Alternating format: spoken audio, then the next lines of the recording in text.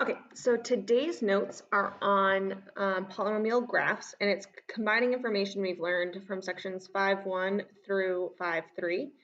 And we've talked about these generally, but we haven't made explicit connections between the graphs and equations. So that's what I'm going to try to do today with these notes, is make sure it's very clear how the equations link to the graphs and vice versa.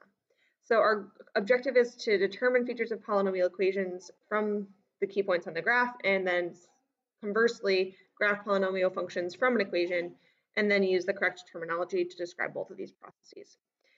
So the first thing in 5.1, the feature we learned about was end behavior. So I'm going to talk about how end behavior appears or manifests or shows itself in a graph, and then the equation. So the end behavior is which way the equation, the ends of the equation,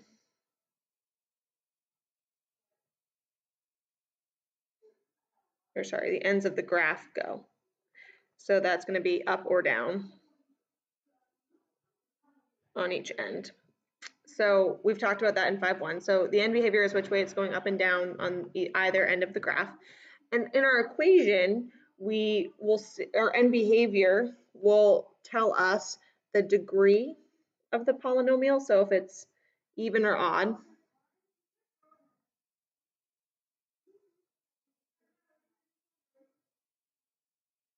So that means if it's an odd, they'll be opposite. Even, they're going to go the same direction. And then it's also going to tell us if A is positive or negative. So I'm not going to go into the details of exactly how we do that, because you can refer back to 5.1 to see how the end behavior tells us these things. But our end behavior will tell us our degree. So if they're going opposites, we know it's odd. And then if A is positive, the right side is going to go up. If A is negative, the right side is going to go down. So we can use our end behavior to determine those parts of our equation, so the degree, or if A is positive or negative. Next, we have our y-intercept, and this is actually true. What we're going to talk about here is true of all polynomial functions we've worked with, so that includes linear functions and quadratic functions. But the y-intercept, as we know, is where it crosses the y-axis, or where the graph crosses.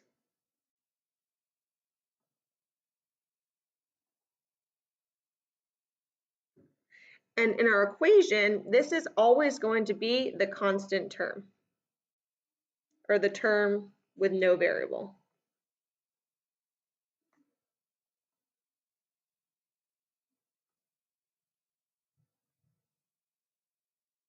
So in standard form of our quadratic, that's c. In our linear functions and slope-intercept form, that's b. And for any other polynomial function we have, the constant, or the number without the variable, will always, always, always be our y-intercept. So that's one way we can know right away our y-intercept value if it's in standard form, or if we see our graph, we know if the constant will be a positive or negative value. We'll talk more about exactly how we're going to deal with all that in a minute. But the last key feature we've talked about, and that was, I believe, in 5.1 or 5.2. Next, we have our x-intercepts, and that's in 5.2 and 5.3. As a note, this is also the zeros, roots, solutions. They all mean the same thing. So our x-intercepts, or our zero roots or solutions, are going to be, there is where it crosses the x-axis, where the graph crosses the x-axis.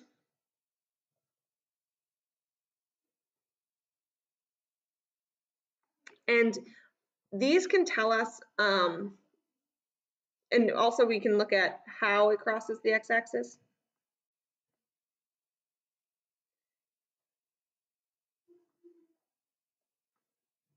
Crosses or hits the x-axis. And I say that because first thing, we know where it crosses the x-axis tells us our linear factors. So x minus a, where a is an x-intercept.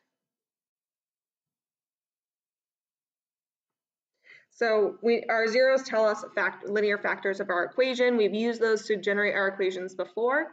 But the other thing they tell us, if we look at the multiplicity, If it goes through,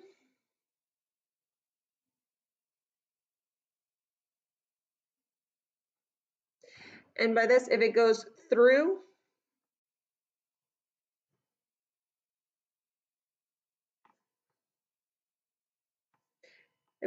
the x-axis, then it's going to be odd. So it's an odd multiplicity.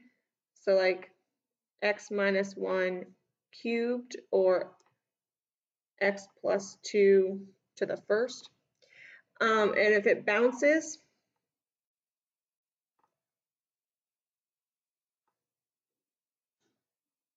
then it's going to be even. For example, x plus 3 squared or x minus 5 to the fourth. So we'll talk more about that in just a minute, but our x-intercepts tell us both the linear factors and the multiplicity of those factors. So if it's even, it's going to bounce on the x-axis. If it's odd, it will go through the x-axis. So let's actually talk about how we can, or let's actually use that now in an example to identify some key features of our graph. So I'm going to flip the page. I'm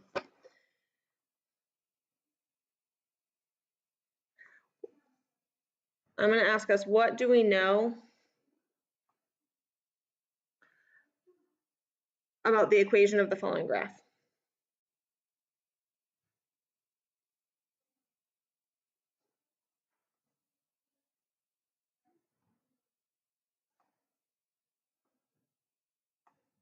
So for this, I'm going to draw, I'm not going to actually put numbers here, and hopefully you'll see why in just a second.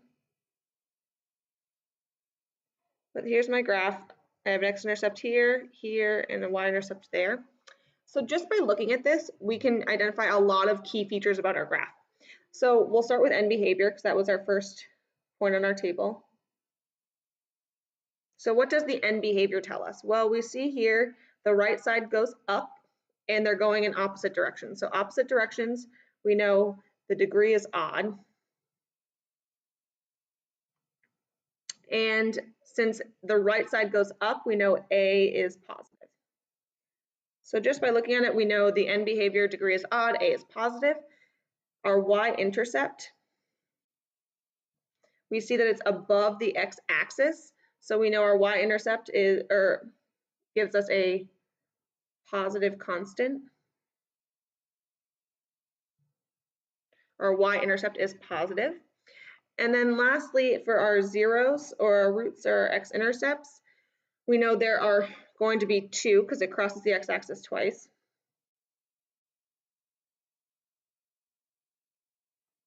And since this one goes through, that means 1 will be odd.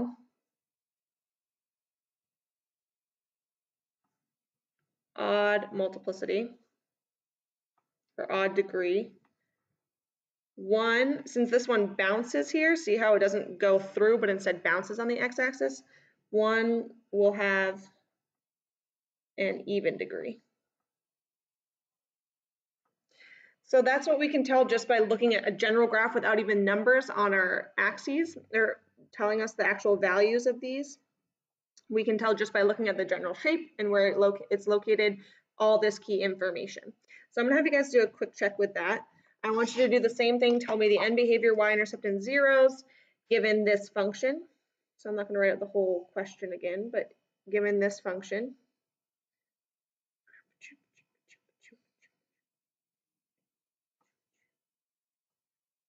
So you have those key points. So go ahead, try that one out on your own. I'll relabel our axes real quick. So I didn't do that for either of these. This is our x, this is our y. Okay, so going over this, first thing I notice with our end behavior, which I'll abbreviate EB, we know it's going to be even because they go the same direction, so degree is even. And we know since they both go down, A is negative. Or since the right side goes down, we know A is negative. If we look at our y-intercept, it's down here, so it's going to be a negative constant. So our constant is negative. And if we look at our zeros, we see there are 3. And since these two both go through, we know 2 are odd or have odd degrees or odd multiplicities. And then this one bounces, it will be even. So the degree on those linear factors will be odd or even, or odd for these two, even for that one.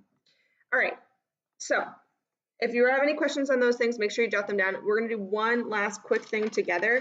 I want us to actually graph an equation. So I'm going to flip the page here so I have plenty of space for it. But the last thing we're going to do is super quick. I want us to graph the equation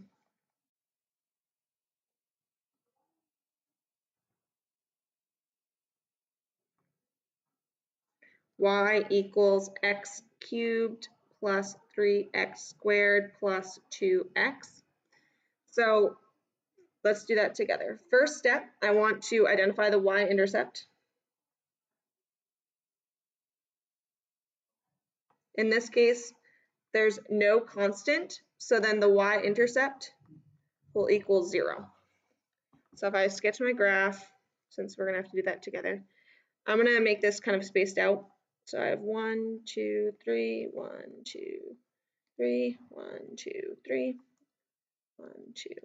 Okay, so my y-intercept is 0, 0. I can plot that. Second thing I'm going to do is determine the zeros. So as we know, to determine the zeros, we're going to factor it. And then use the zero product property. So if I do that, first thing I know I need to take out an x. So I have x times x squared plus 3x plus 2. So looking at the original equation, I factored out an x, or my GCF to start. And now I'm going to factor that quadratic. So I'm finding factors of 2 that add to 3. And those are going to be 1 and 2, because those are the only factors of 2, and they do add to 3. So then I use the zero product property. So since I know y is 0 at my x-intercepts, I plug in 0 for y, and I get x equals 0, x plus 1 equals 0, or x plus 2 equals 0. So x is either 0, which makes sense for our y-intercept, x equals -1, or x equals -2. So those are my 3 zeros, and I'm going to plot them. So I plotted my 3 x-intercepts. So the last thing I'm going to do is my end behavior. And here I have an odd degree, so I know they're going to go opposite directions. But if I look at my a value, it's positive. So I know this side's going to go, the right side's going to go up.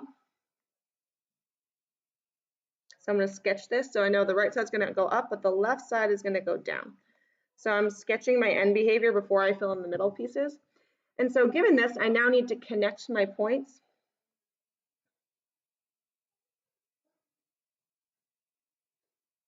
I'm going to do that with a nicely drawn smooth curve. So to do this, I know it's going to keep going up, and then it's going to have to come back down to get here. So I'm going to do a little curve here, and you know it's going to reach a maximum about in between. We're not going to spend a lot of time with that right now. And then here it's going to do the same thing, loop around and go back up. I'm not going to be too picky about exact max and mins at this point. You'll learn more about that in pre-calculus. But for now, I just connect them and I'm done.